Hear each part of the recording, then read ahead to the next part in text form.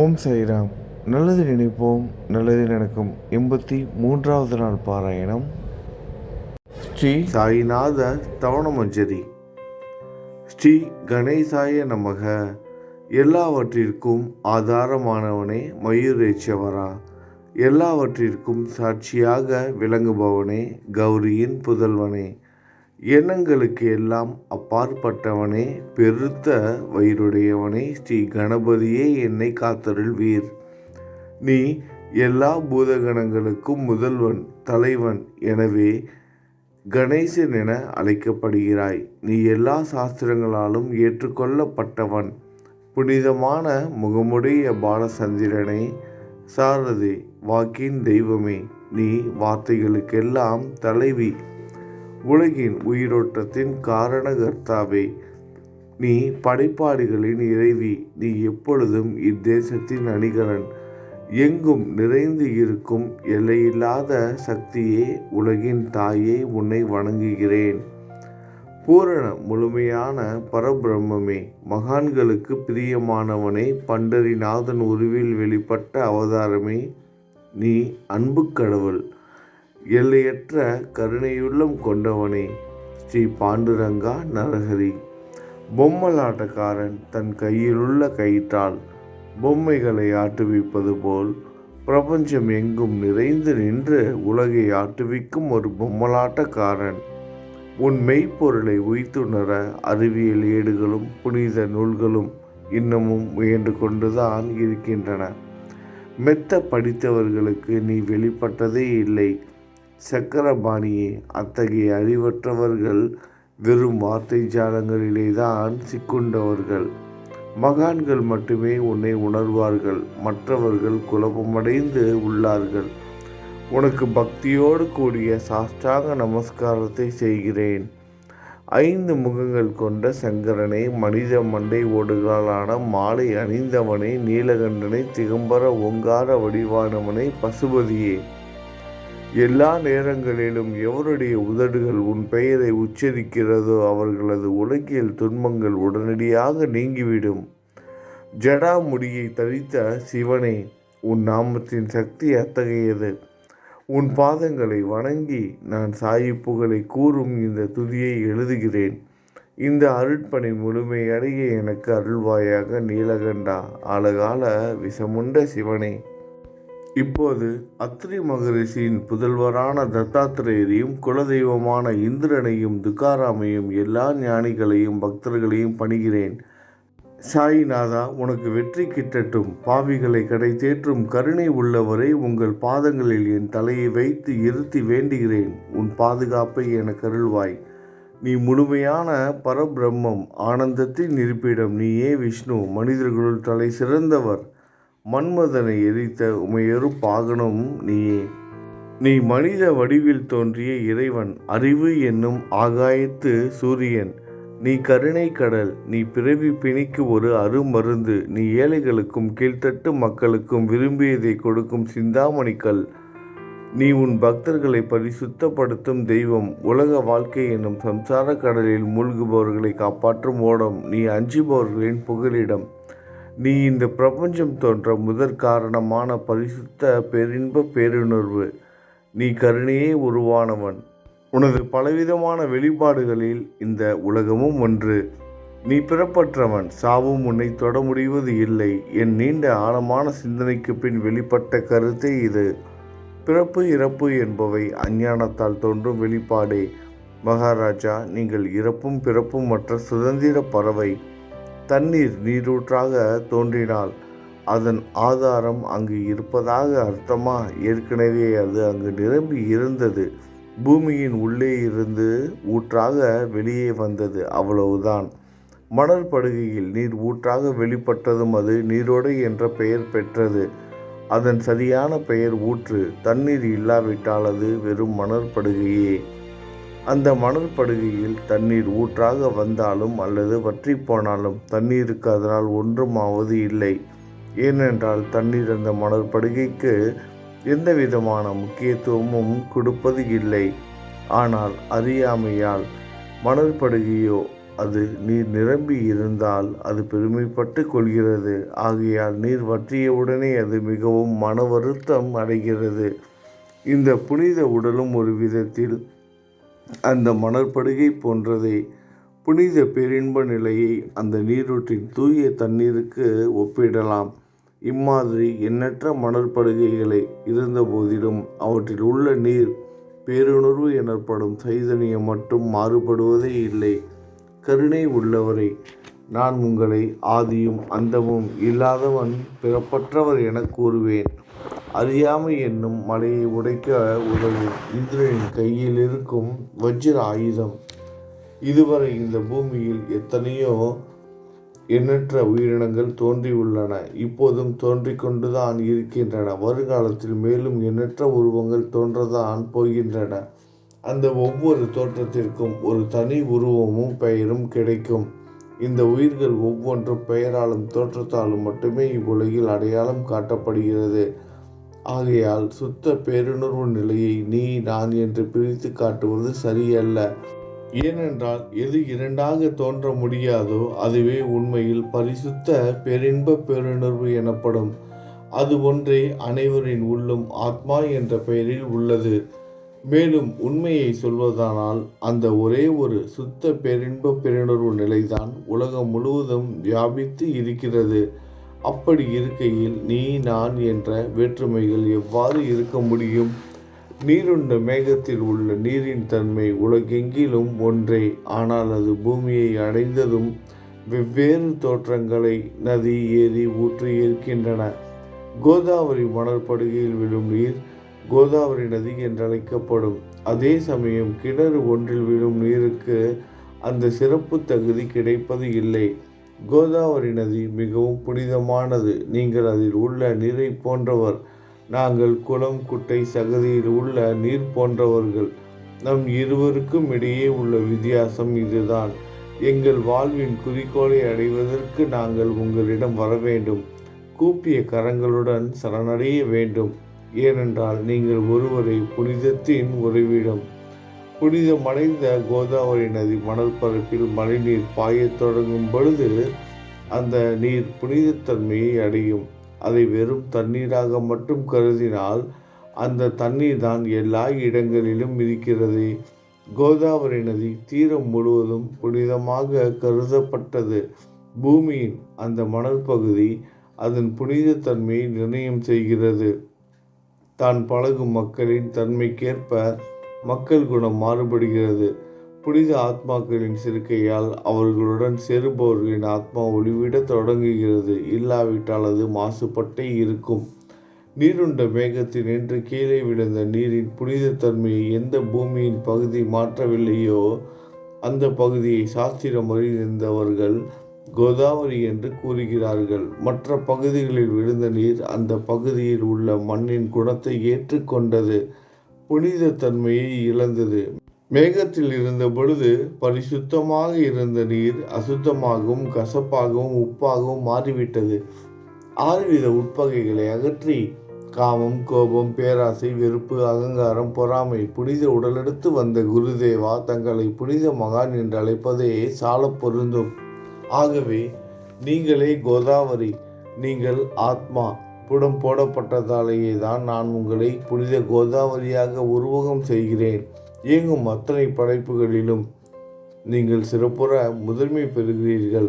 பிரம்மா உயிர்களை படைக்க ஆரம்பத்திலிருந்தே உலகம் தோன்றியது முதல் கோதாவரி நதி இருக்கிறது. நீர் நிறைந்து பாயும் அந்த நதியில் இன்று வரை தண்ணீர் வற்றியதே இல்லை.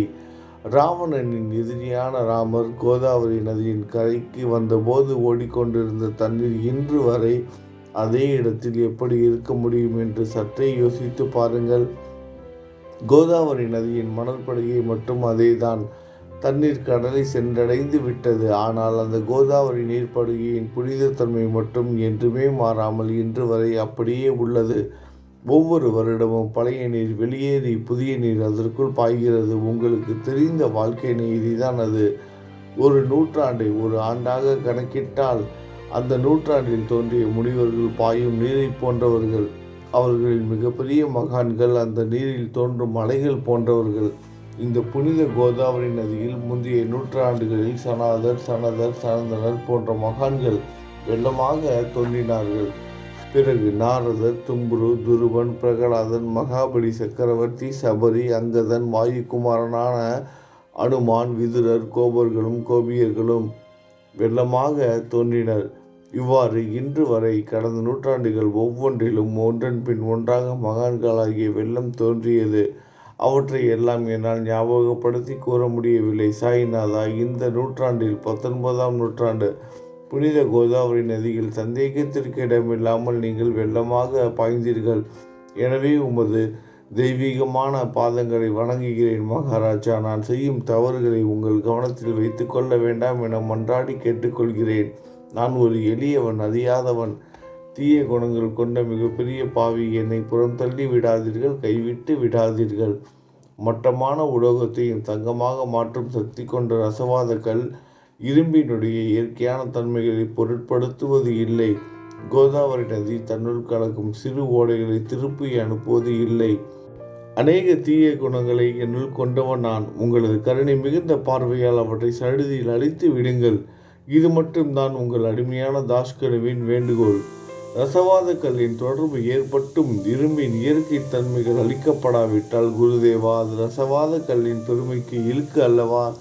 என்னை பாவியாகவே இருக்கும்படி விட்டு விடாதீர்கள். தங்களை குறைவாக மதிப்பிட்டு கொள்ளாதீர்கள். நீங்கள் ரசவாத கல், நான் இரும்பு. எனக்கு ஏற்படும் இழிவுகள் தங்களுக்கு ஏற்படும் இழிவுகள் அல்லவா?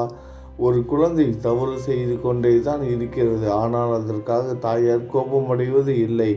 இதை தாங்கள் நினைவில் வைத்து கொண்டு எனக்கு உங்கள் அருளாசிகளை தாருங்கள். சத்குரு சாய்நாதா, நீங்கள் எனது கற்பக விருட்சம், சம்சார கடலை கடக்க உதவும் கப்பல். சந்தேகத்திற்கு இடமின்றி நீங்கள் ஒருவர் மட்டுமே என்னை கடைத்தேற்ற முடியும். நீங்கள் எனக்கு காமதேனுவாகிய பசு, நீங்கள் சிந்தாமணிக்கல், ஞானவானில் சூரியன் தாங்கள். நீங்கள் நற்பண்புகளின் சுரங்கம், சொர்க்கத்திற்கு ஏறி செல்ல உதவும் ஏனி நீங்கள்.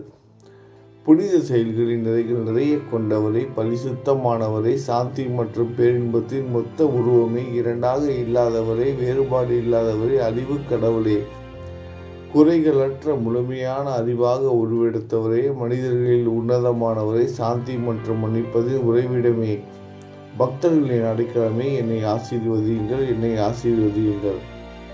சத்குரு மச்சீந்திரநாதர் நீயே. சிவன் நெற்றிக்கண்ணை திறந்தவுடன் அந்த அக்னியில் தோன்றிய மகாத்மா ஜாலந்தரும் நீயே. நீங்கள் மகாராஷ்டிராவில் தோன்றி பக்தி மார்க்கத்தை பரப்பிய ஞானிகள் நிவர்த்திநாதர், ஞானேஸ்வரர், கபீர்தாசர், ஷேக் முகமது, ஏகநாதர். நீங்கள் போதவா, தத்தகுருவின் குரு நீங்களே. பண்டரிநாதரின் அடியவர் சாவதா மாலி. நீங்கள் உண்மையில் ஆஞ்சநேயரின் மறு அவதாரம் ராமதாசர். நீங்கள் மகாராஷ்டிர ஞானி பாண்டுரங்கன் மீது அபகங்கள் என்னும் கீர்த்தனை நிறைய இயற்றிய துக்காராம். சாய்நாதா, நீங்கள் முஸ்லிம் ஞானி ராமபக்தர் சகாராம். நீங்கள் தத்தாத்திரேயரின் மறு அவதாரம் மாணிக் பிரபு. உங்களது இன்றைய அவதார தோற்றம் மற்றும் உங்களுடைய எண்ணற்ற தன்மையை புரிந்து கொள்ள உண்மையில் கடினமாக இருக்கிறது. உங்களது ஜாதி குலம் பற்றி எதையும் நீங்கள் எவருக்கும் வெளிப்படுத்தியது இல்லை. சிலர் உங்களை முஸ்லீம் என்கிறார்கள், சிலர் உங்களை பிராமணர் என்கிறார்கள். கிருஷ்ணரை போன்று எண்ணற்ற தெய்வீக லீலைகளை செய்வதெல்லாம் உங்களுக்கு ஒரு விளையாட்டு. கிருஷ்ண பரமாத்மாவை பார்த்து உய்த்துணர்ந்த பல்வேறு மக்கள் பலவிதமான பெயர்களிட்டு அவரை அழைத்தனர். சிலர் அவரை எதுகுலத்தின் அடிகளன் என்றார்கள், சிலர் அவரை மாடுகள் மேய்க்கும் இடையன் என்றனர். யசோதை அவரை பச்சிலம் குழந்தை என்றார். கிருஷ்ணனின் மாமனாகிய கம்சன் அவரை மகா காலன், உயிரை குடிக்கும் யமன் என்றான். அர்ஜுனன் அவரை எங்கும் நீக்கமர நிறைந்துள்ளவர் என்றான். அவ்வாறே குருநாதா, ஒவ்வொரு மனிதனின் மனநிலைக்கு ஏற்ப, அவரவர் எண்ணங்களுக்கு ஏற்ப உங்களுக்கு பெயர்களை சூட்டினார்கள். மசூதி நீங்கள் வாழும் இருப்பிடம். உங்கள் காதுகள் குத்தப்படவில்லை. இந்து மத வழக்கப்படி காதுகள் குத்தப்பட வேண்டும். பாத்தியா ஓதுவதை பார்த்து நீங்கள் முஸ்லீம் என்று கூறுவது பொருத்தமானதே. கருணாமூர்த்தியே, அதே போல் நீங்கள் அக்னியை வழிபடுவதை பார்த்து நீங்கள் ஒரு இந்து என்று முடிவு செய்யப்பட்டது.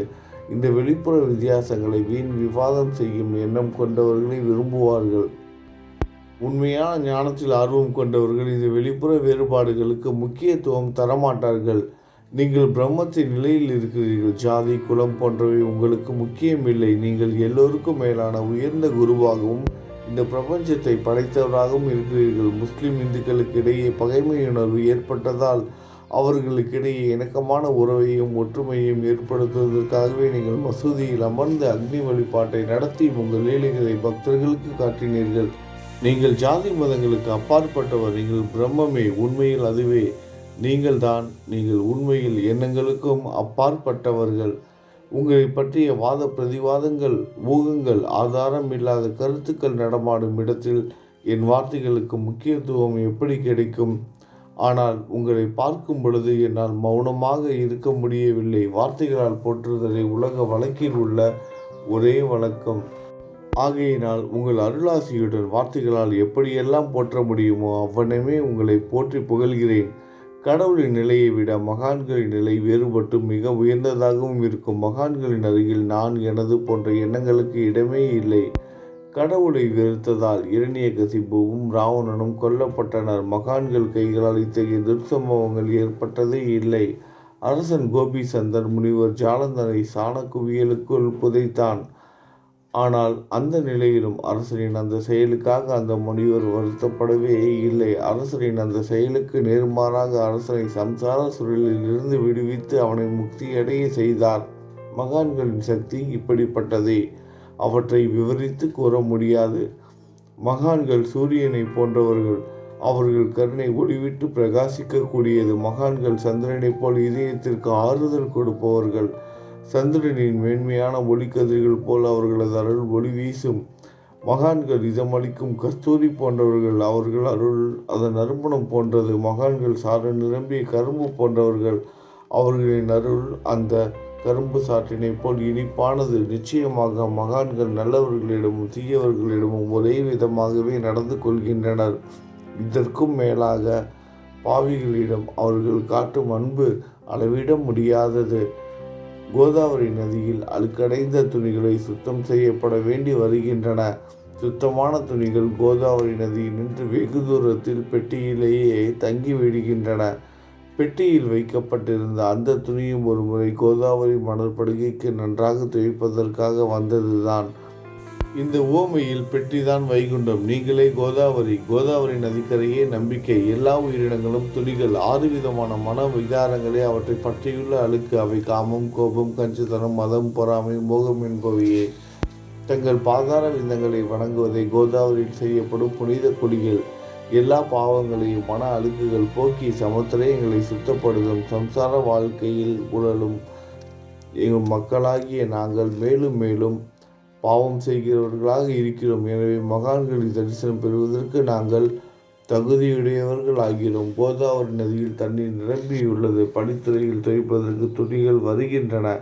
அவைகள் துவைக்கப்பட்டு சுத்தப்படுத்தப்படாவிட்டால் அது கோதாவரி நதிக்கல்லவா இழுக்கை தேடித்தரும். நீங்கள் அடர்ந்த இலைகளுடன் கூடிய நிழலையும் குளிர்ச்சியும் தரும் மரம். உண்மையில் நாங்கள் வழிப்போக்கர்கள். எங்களை 3 வித துக்கங்கள் எனப்படும் இயற்கை இடர்பாடுகளால் வரும் துன்பங்கள், உடலுக்கு வரும் நோய் நொடிகள், அஞ்ஞானத்தால் நிரம்பிவிடும் பாவ மூட்டை எனப்படும் வெயில் சுட்டரிக்கின்றன. கருணாமூர்த்தியே, அந்த சுட்டரிக்கும் 3 வித தாபங்களின் வெப்பத்திலிருந்து எங்களை காப்பாற்றும் குருடாயா.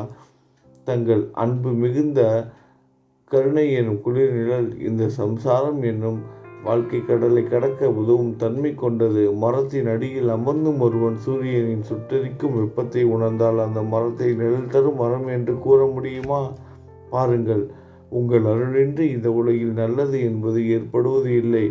எனவே தர்மத்தை நிலைநிறுத்துவதற்காக சேஷசாயி பாம்பு படுக்கையில் இருப்பவனே அர்ஜுனனுக்கு நண்பனாக, வழிகாட்டியாக மற்றும் ஆன்மீகவாதியாக மாறினார். சுக்ரீவனின் அன்பினாலே விபீடனன் அரசன் ராமனின் நட்பை பெற்றான். ஸ்ரீ ஹரியும் மகான்கள் மூலமாக தான் பெருமை பெற்றார்.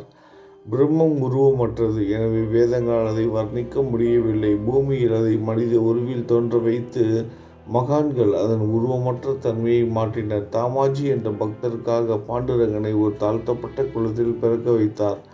சோகமேளா தாழ்த்தப்பட்ட குலத்தில் பிறந்தவர் என்ற பக்தருக்காக உலகின் தெய்வமாகிய இறைவனை இறந்த எருமைகளின் உயிரற்ற உடல்களை எடுக்க வைத்தார். மகான்களின் பெருமையை உணர்ந்த இறைவன் தண்ணீர் சுமந்து உழைத்தார். உண்மையில் மகான்கள் எல்லாவற்றையும் தாங்கும் சக்தியும் சச்சிதானந்த பிரபுவுமாகிய இறைவனின் எஜமானர்களே. இறைவனை விட மகான்கள் பெருமை பெரியதல்லவா? இதற்கு மேலும் சொல்வதற்கு ஏதும் இல்லை. நீங்கள் தான் என் தாயும் தந்தையும் ஷிரடி நாதா. ஷிரடி கிராமத்தில் வசிக்கும் சத்குரு சாயிநாதா. பாபா, உங்கள் லீலைகளை எவர் ஒருவராலும் உண்மையிலேயே முழுமையாக புரிந்து கொள்ள முடியாது என்கிற போது சாதாரண மனிதனாகிய நான் எவ்வாறு அவற்றை விளக்க முடியும் கூறுங்கள். எல்லா உயிரினங்களையும் காப்பாற்ற நீங்கள் ஷிரடிக்கு வந்திருக்கிறீர்கள். மண் அகல் விளக்குகளில் வெறும் தண்ணீரை ஊற்றி அவற்றை எரிய வைத்தீர்கள். மிக குறுகிய மரப்பலகையை தொங்கும் ஊஞ்சல் படுக்கையாக்கி உங்கள் யோக சக்தியை உங்கள் பக்தர்களுக்கு காட்டினீர்கள். அநேக பெண்களின் மலட்டுத்தன்மையை முழுவதுமாக நீக்கினீர்கள். உதியின் மூலம் அநேக பேரின் வியாதிகளை குணமடைய செய்தீர்கள். இவ்வுலக சம்பந்தமான துன்பங்களை நீக்குவது உங்களுக்கு ஒரு பொருட்டே அல்ல. யானை ஒன்று எறும்பை சுமையாக கருதுமா? குருராயா, இப்பொழுது இந்த எளியவன் பால் கருணை காட்டுங்கள். உங்கள் பாதங்களில் சரணடைந்து விட்டேன். என்னை திருப்பி அனுப்பி புறம் தள்ளி விடாதீர்கள். மகாராஜ், நீங்கள் அரசர்களுக்கெல்லாம் அரசன். நீங்கள் குபேரனை விட செல்வம் அடைந்தவர். நிச்சயமாக தன்னிகரற்ற வைத்தியர். உங்களை விட மேலானவர் எவரும் இல்லை. மற்ற கடவுள்களை வணங்குவதற்கு தனித்தனியாக பூஜை பொருட்களும் வழிபாட்டு முறைகளும் உள்ளன. ஆனால் உங்களை வணங்குவதற்கு தகுதியான பொருட்களே இந்த உலகில் இல்லை. சூரியனின் ராஜ்யத்தில் தீபாவளி பண்டிகை கொண்டாடுவது என்றால் எவ்விதமான பொருட்களை கொண்டு அதை கொண்டாடுவோம்? சமுத்திரத்தின் தாகத்தை தணிக்க பூமியில் போதுமான தண்ணீர் கிடைக்காது. நெருப்பை சூடாக்குவதற்கு எங்கிருந்து அக்னியை கொண்டு வருவது? ஸ்ரீ சமர்த்த குருராயா, பூஜை செய்ய உதவும் பொருட்கள் யாவற்றிலும் இருப்பது உன் ஆத்மாவே. ஆரம்பம் முதலே அவை உன் ஒரு பகுதியே.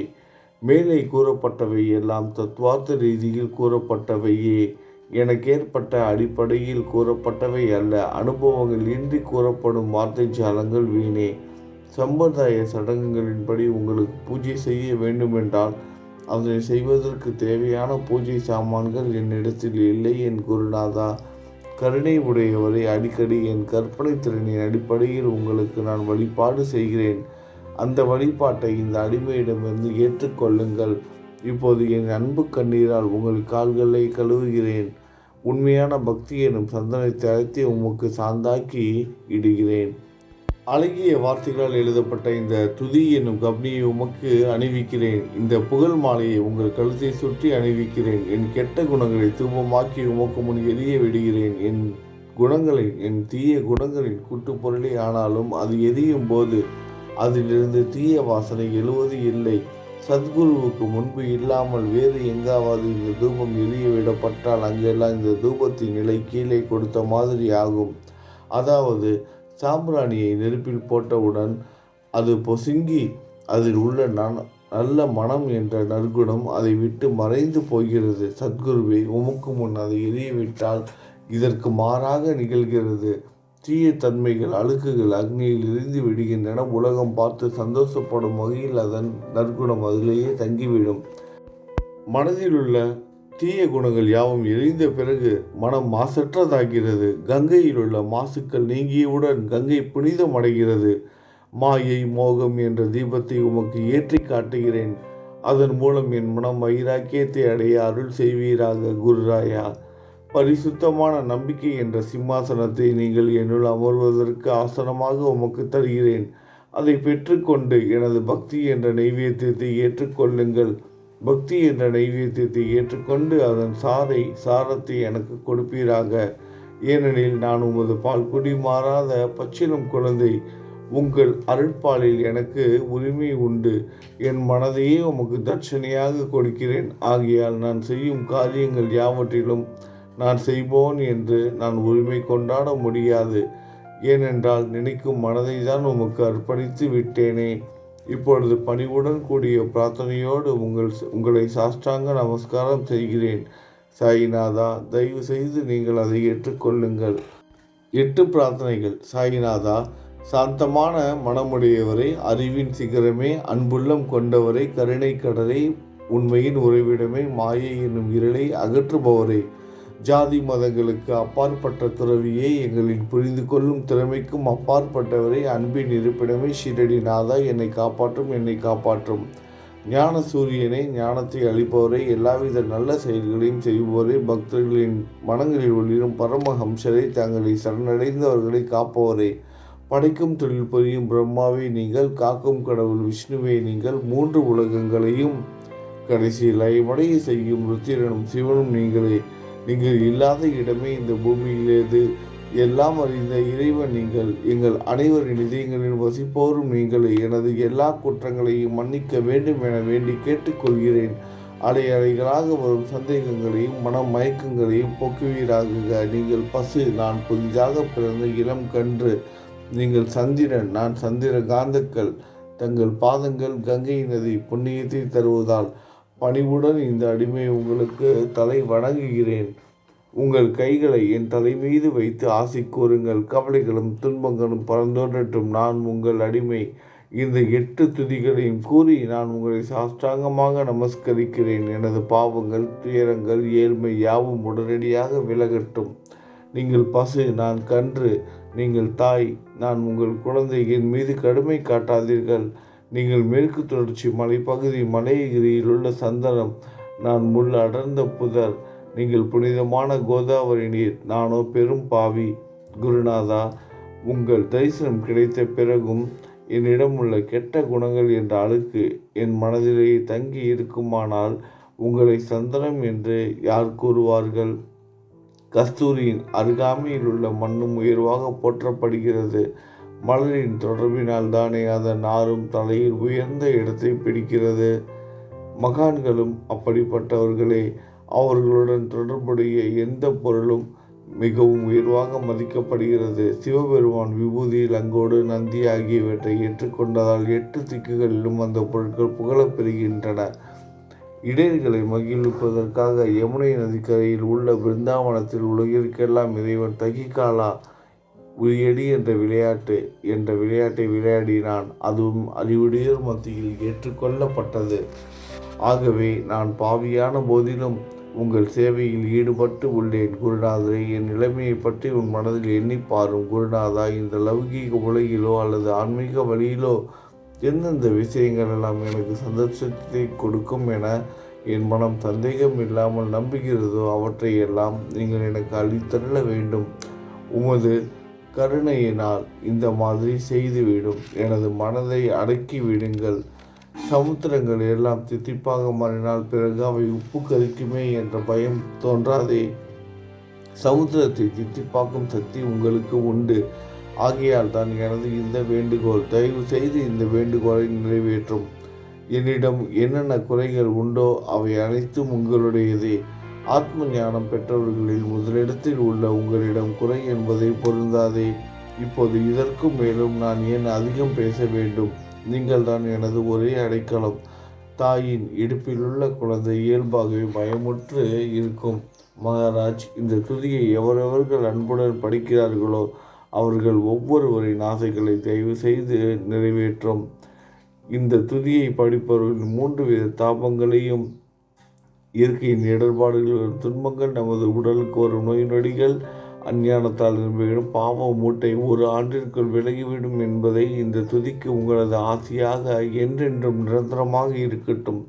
குளித்து முடித்துவிட்டு மனதில் முழுமையான நம்பிக்கையுடன் தொடர்ந்து இந்த துதியை பாராயணம் செய்ய வேண்டும். அப்படி முடியாவிட்டால் வாரம் வாரம் வியாழந்தோறும் சத்குருவை வணங்கி அவர் உருவை தியானம் செய்து கொண்டு இந்த துதியை பாராயணம் செய்யுங்கள். இதுவும் கூட முடியாவிட்டால் மாதம் வரும் 2 ஏகாதசி தினங்களில் இந்த துதியை பாராயணம் செய்யுங்கள். இது ஏற்படுத்தும் விளைவுகளை பார்த்து அதிசயப்படுவீர்கள். குருமூர்த்தியான சாயிநாதர் இந்த துதியை பாராயணம் செய்பவர்களுக்கு இவ்வுலகியல் ஆசைகளை முழுமையாக உடனடியாக நிறைவேற்றுவார். இந்த துதியை திரும்ப திரும்ப பாராயணம் செய்வதால் முட்டாள்கள் கூர்மையான புத்தியை அடைவார்கள். யாருடைய வாழ்நாளாவது குறைவானதாக இருப்பின் இந்த துதியை அவர்கள் படிப்பதால் 100 ஆண்டு காலம் வாழ்வார்கள். இந்த துதியை தொடர்ந்து பாராயணம் செய்து வந்தால், செல்வம் குறைவாக இருந்தால், ஏழையாக இருந்தால், செல்வத்தின் அதிபதி குபேரன் அவர்கள் வீட்டிற்கு வந்து தங்கி அவர்களுக்கு ஏவல் புரிவான். இது சத்தியம், இது சத்தியம், இது சத்தியம் என 3 முறை கூறுகிறேன். குழந்தை செல்வம் இல்லாதவர்கள் இந்த துதியை தொடர்ந்து படித்து வந்தால் குழந்தை செல்வம் பெறுவர். இந்த துதியை படிப்பவர்களின் வியாதிகள் எல்லா பக்கங்களிலும் பறந்தோடிவிடும். வியாதியிலிருந்து குணம் கிடைக்கும். இந்த துதியை திரும்ப திரும்ப படித்தால் பயம் மற்றும் கவலை மறைந்து போகும். மதிப்பும் மரியாதையும் கிடைக்கும். அழிவற்ற பிரம்மத்தை உணர்வார்கள். பிரம்ம ஞானம் கிட்டும். அறிவுடையோரே, இந்த துதியின் மீது உங்கள் இதயங்களில் முழுமையான நம்பிக்கை வையுங்கள். சந்தேகங்கள், நம்பிக்கையின்மை, தவறான எண்ணங்கள் ஆகியவற்றிற்கு கொஞ்சம் கூட மனதில் இடம் கொடுக்காதீர்கள். ஷீரடிக்கு புனித பயணம் மேற்கொள்ளுங்கள். பாபாவின் தாமரை பாதங்களை மனதில் நிறுத்துங்கள். அவர் அனாதைகளின் உறவினர். பக்தர்களின் விருப்பங்களை நிறைவேற்றும் கற்பகத்தரு. பாபாவால் உணர்வூட்டப்பட்டு இந்த துதியை நான் இயற்றினேன். இல்லாவிட்டால் எவ்விதமான முக்கியத்துவமும் இல்லாத என்னால் இந்த துதியை எவ்வாறு எழுத முடியும்? சக ஆண்டு 1840, ஆங்கிலம் ஆண்டு 1918, புரட்டாசி மாதம் வளர்பிறையில் விநாயகர் சதுர்த்தி அன்று திங்கட்கிழமை 2வது யாமத்தில் சூரிய உதயத்திற்கு முன் இந்த பாமாலை நிறைவு செய்யப்பட்டது. புனிதமாய்ந்த நர்மதா நதி கரையில் இந்தூருக்கு அருகிலுள்ள ஊரான மகேஸ்வரர் சேத்திரத்தில் ஸ்ரீ அகல்யா தேவியின் சந்நிதியில் ஸ்ரீ சாய்நாதரை போற்றி பாடும் இந்த தவண மஞ்சரி நிறைவடைந்தது. மகேஸ்வரம் என்ற புனித ஸ்தலத்தில் இந்த துதி நிறைவடைந்தது.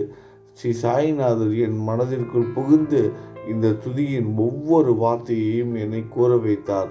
எனது சீடன் தாமோதரன் இதை நான் கூற எழுதினான்.